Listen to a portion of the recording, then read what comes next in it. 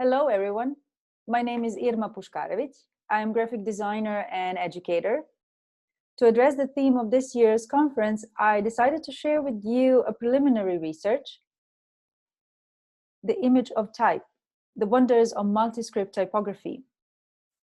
We live in the age where international communication is fostered due to global technology, and these two matters are a driving force behind multilingualism entering the world of graphic design. Inclusion of multiple languages in the realm of visual communication invites merging of the two or more writing systems, that is, scripts. And this phenomena most certainly is not a new one. For example, the Balkan region has engaged with biscriptural typography for a long time. In this slide, you can see a typeface that reflects the region's dual literacy. It embodies both Latin and Cyrillic alphabets. Designers focused on this duality, which historically was linked to cultural, ethnic, religious, and political identities. Many other regions in the world share this experience at their regional and local level. However, engagement of multiple writing systems at a global level, while expanding the visual literacy, poses some challenges, and I'll single out a couple of them. Writing systems as systems of codes are a reflection of cultural and social context they reside in. If we look to the West, Latin script is used as a dominant codification system. The new visual era prompted global acknowledgement and acceptance of the Latin typographic image, which over time was reduced to a default mode of modernity and simplicity. Consequently, many non-Western countries embrace this typographic image and use it alongside their own writing systems. So firstly, challenges of such practice are perceptible at the level of typeface design.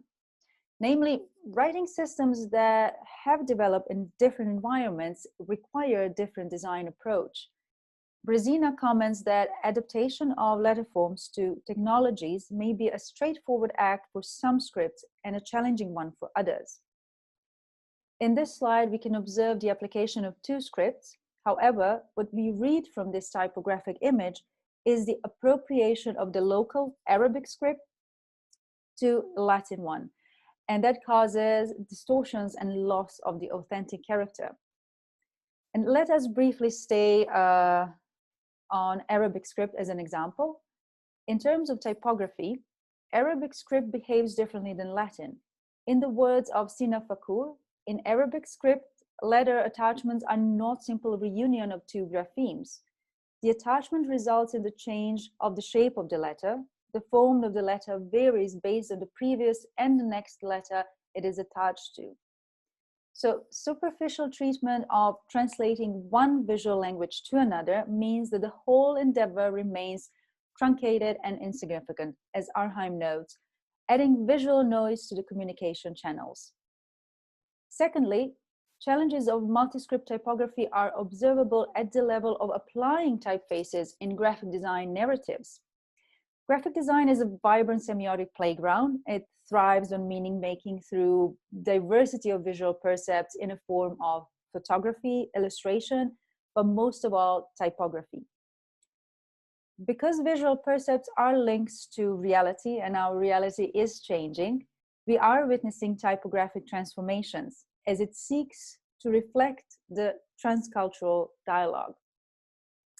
To sustain an effective visual communication in this context, traditional and predominantly Western resources and concepts are not sufficient. We can observe this in a case of a collaborative project for the visual identity of Dhaka Art Summit for 2020. The cultural nuancing within the visual language is present through integration of the local images at the core of graphic design process and not at the end as, for example, stylistic embellishment.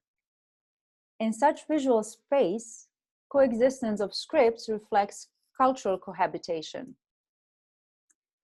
Another example that provides a satisfying visual solution of cultural cohabitation in the visual space is Igor Gurovic's poster. Integration of scripts here is depicted not through mere duplication of the text in different visual formats, but through an engaging interplay of a Cyrillic, Georgian, and Latin scripts. As we find ourselves in an era of transformation and change, we are confronted with new ways of representation. The questions arise: how do we approach methods of teaching graphic design in this new visual era? How do we determine analytical and practical tools for understanding a range of phenomena underlying the complexity and vibrancy of multiscript typography? Following the thread of Autel's reconceptualization of the new media, the path forward is the one of continuous reconstructions of core ideas, where students are inhabiting the constantly changing culture as authentic thinkers. And to sustain wonders of this vibrant typographic space, our core vocabulary within graphic design practice and theory needs to move further from singularism and foster richness of visual thinking by embracing complexity, rawness, and reality of this world. Thank you.